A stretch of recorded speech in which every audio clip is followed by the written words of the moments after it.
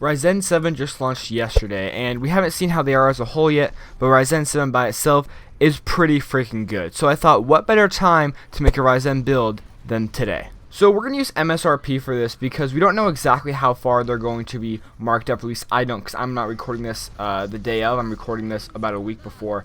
So we don't know exactly how far they're going to be marked up right now. So we're going to use MSRP, and we're going to start off with the heart of this build. The CPU, the one that you guys all came here for, we're going to be using the Ryzen 1700X. Now, I could say we should use the 1800X, but I just don't think it's really worth it. The 1700X has shown performance, and is very similar to the 1800X. So I would say save a few bucks, go with the 1700X. It's 3.4 gigahertz and it's an 8 core, 400 bucks. It's gonna be great. I promise you, it's awesome.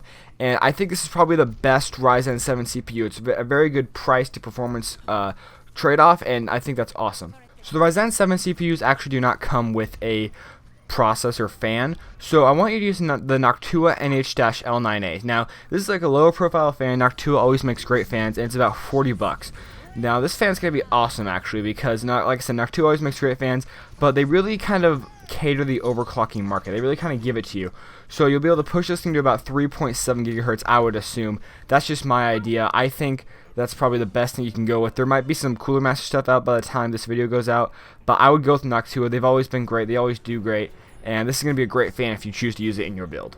So there's not a lot of motherboards out there that support AM4 right now. There will be in the future, but I want you to go with the Asus Prime X370 Pro.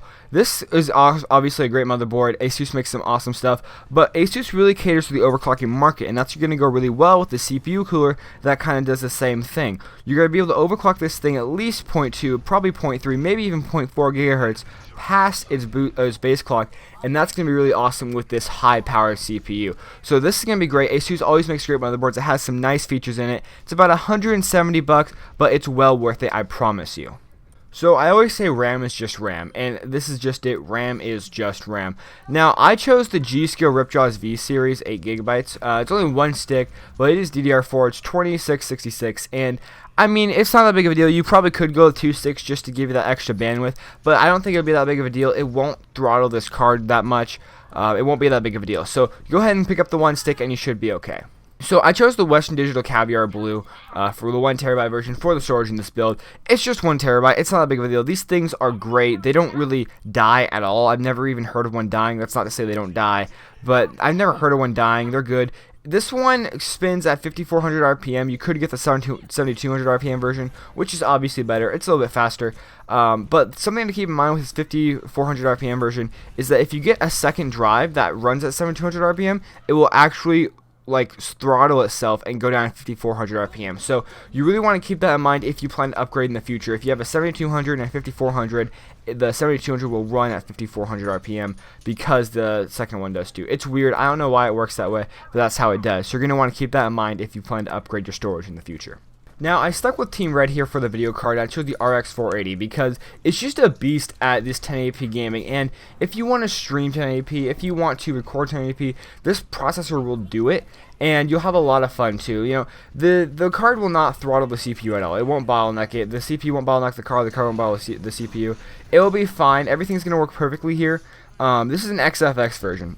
I actually had an XFX as my first video card, and I like it. I still use it every once in a while on one of my other builds. So they're a great company. I like them a lot. And you can probably pick up the 8GB version for about 20 to 30 bucks more, depending on how the prices are going right now. The video card market has been kind of stagnant lately, so we'll see how that goes. But no, the 480 is going to be great. Sticking with Team Red for this whole build, it's going to look awesome. So for the case, I chose a Corsair 100R because Corsair cases are really easy to build in, and I'm assuming that this Ryzen 7 processor will take someone who's on the verge of switching and just put down the money, pick up the Ryzen stuff, and just switch from console gaming to PC gaming. That's what I'm thinking at least. This stuff is very high-end. It's going to make your PC run 1,000 times better than your console. So I think that's what's going to happen, at least in my opinion. So the 100R is a great case. I've built in it before.